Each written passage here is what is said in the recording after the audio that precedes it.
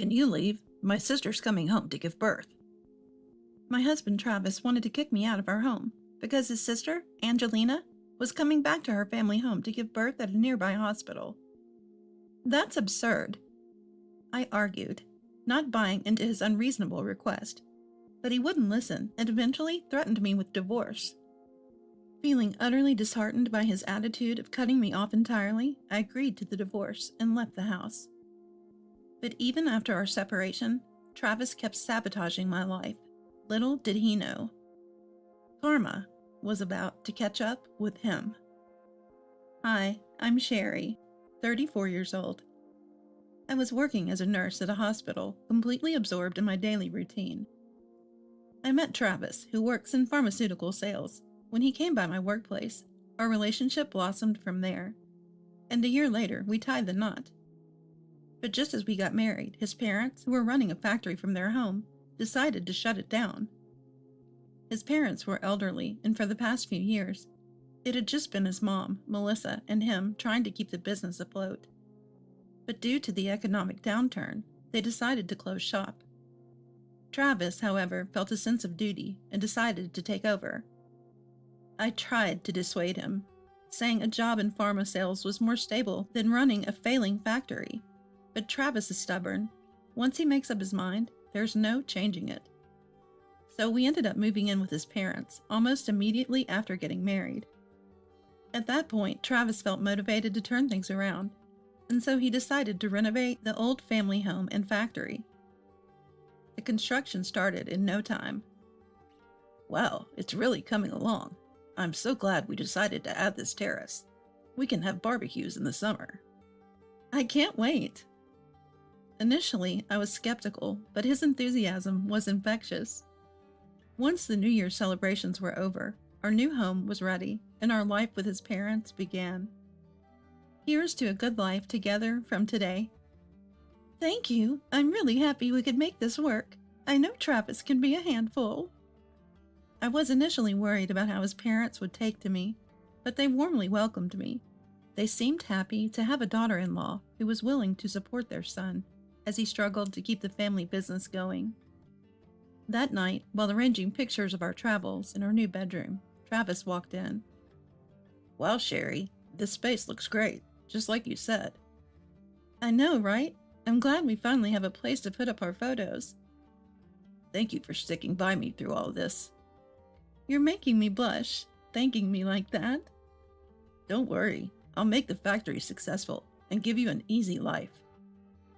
Don't push yourself too hard, but I'm excited. I felt genuinely grateful for respecting my husband's ambition to build a brighter future. However, 2 months later, Melissa received a message from Angelina. It read, I want to go back home and give birth at a family hospital near our home. I'll be back the week after next. Upon hearing this, Travis was overjoyed, raising both arms. We have to vacate our bedroom for her. We don't have any spare rooms. What? I don't like that idea. Why not? It's for my pregnant sister. I can sleep in the study, so it's no problem. What about me? Well, you can sleep in the kitchen or the hallway, I guess. That's ridiculous. Let's clear out the corner room on the second floor for Angelina. That room is cramped and full of clutter. How about you sleep there instead? I've made up my mind, right, Mom? If Travis says so, let's do it that way. I object. I'm fine with Angelina coming, but I don't want to give up our bedroom. I was upset that my husband would dismiss my feelings to accommodate Angelina and that Melissa readily agreed with him.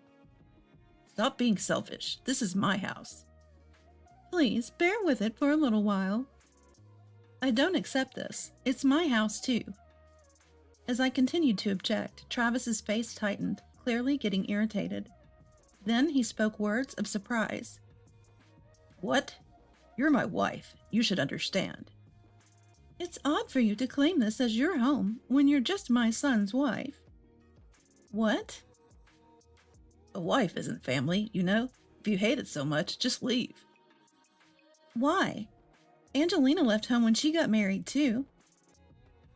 She's my sister. We share blood.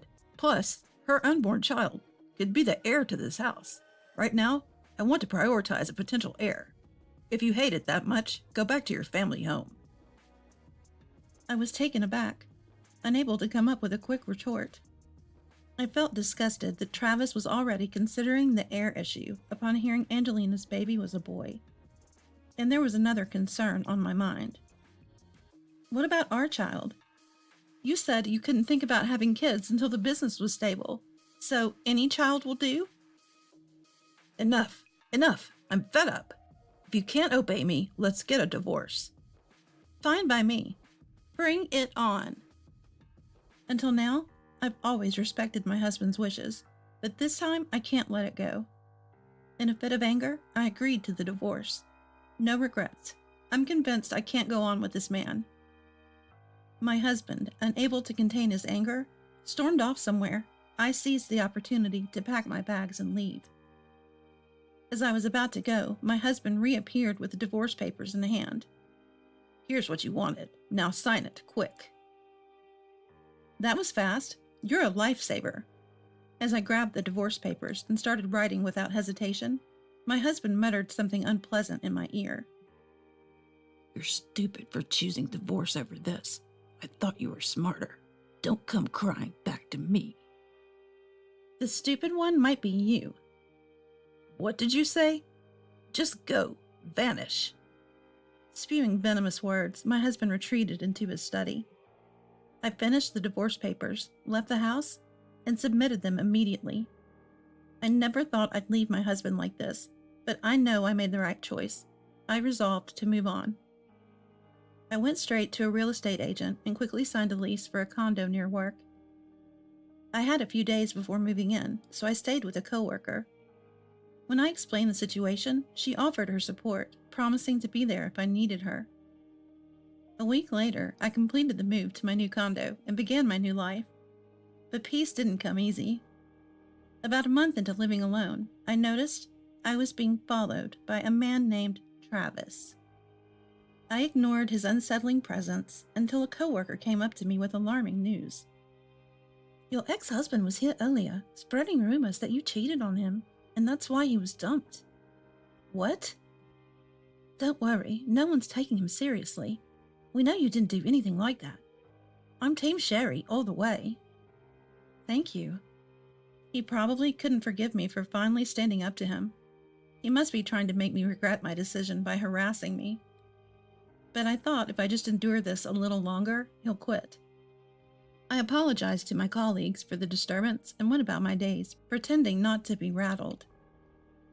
A month later, just as I'd hoped, Travis stopped stalking me, and I thought I was finally in the clear. But I would soon find out how naive I had been. One day, after coming home from work, I checked my mailbox, only to find rotten fruit inside.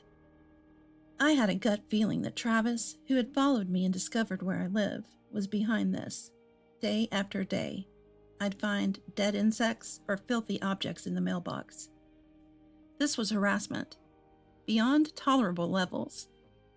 Just when I was considering reporting it to the police, it suddenly stopped. But the moment I let my guard down, something new appeared in my mailbox. This cycle continued. 3 months after I had moved out, Travis finally called me. Hey, it's me. Can we talk? Sure. I agreed to meet up at a cafe near my home. I wanted to confront him face to face. It had been a while since we saw each other, and Travis was noticeably uncomfortable. How have you been? How? I'm not doing great, thanks to you. You realize what you've been doing is criminal, right? Yeah, I get it. I'm sorry. So come back, will you? What are you talking about? I regretted kicking you out on impulse. Can we start over? There was no way I would agree to this. He had been harassing me all this time, and now he was trying to lure me back? But deep down, I knew this was coming. You're calling because you're in a financial crunch, aren't you? It's pretty obvious. That's not it. I didn't want to divorce you. I realized I love you. Really? There's no one as kind as you. Suddenly, Travis grabbed my hand and pressed it to his cheek. I felt my skin crawl. and quickly pulled my hand away, then got to the point. Pretty convenient for you, huh? You're behind on the house payments, aren't you? It's not like that. I'm saying we should live together because I need you. Throughout our marriage, I supported you in every way, yet you did everything you could to sabotage my new life. Why should I forgive you so easily? I need you to pay the mortgage to afford living. Please come back. Travis pleaded, his hands clasped in desperation. But I had no intention of forgiving him for the harassment I had endured. Actually, the house we rebuilt was in Travis's name, but I was the one covering the mortgage payments. And to make matters worse, the family business wasn't stable because we had to close the factory temporarily for renovations. So basically, I was the financial pillar for Travis's family. Kicking me out, he should have known money would get tight. Now you're going to realize how much you've messed up. The only thing waiting for you is a world of pain. Then he showed his true colors. I'm apologizing here. What's your problem? Fine. I don't care about you anymore. You better remember this. I'll make sure you won't be able to work. I decided then and there, it's time for some serious payback. Fast forward a week later, I visited a lawyer to discuss alimony and the ongoing harassment I had been getting from Travis. Thankfully, I had video evidence of Travis caught in the act from our condo's security camera. I also got advice from the lawyer that I could claim emotional damages, so I had them send Travis the full legal documentation. Travis, now panicking, reached out to me, and we agreed to meet at the law office. I'll be filing for alimony and damages. You've got to reconsider this. Sorry, but I've already submitted all the evidence of your harassment to my lawyer. Come on, we were married, right? Can't we just sort this out? If you refuse, we'll go to court. I won't budge. My words shattered his arrogance, replacing it with a look of utter fear. I was wrong. I won't do it again. Please drop the alimony and damages. I beg you. Nope. See you in court. Or should I take this evidence to the police? What? Thought you could get away with stalking and dumping trash? You should be thankful I'm keeping this civil. Fine. Let's talk. Realizing I meant business, Travis broke down and finally agreed to his settlement. In the end, he had to pay $10,000 in alimony and $30,000 in damages. He looked like a ghost. The reason I didn't go to the police was simple. His misery was just beginning.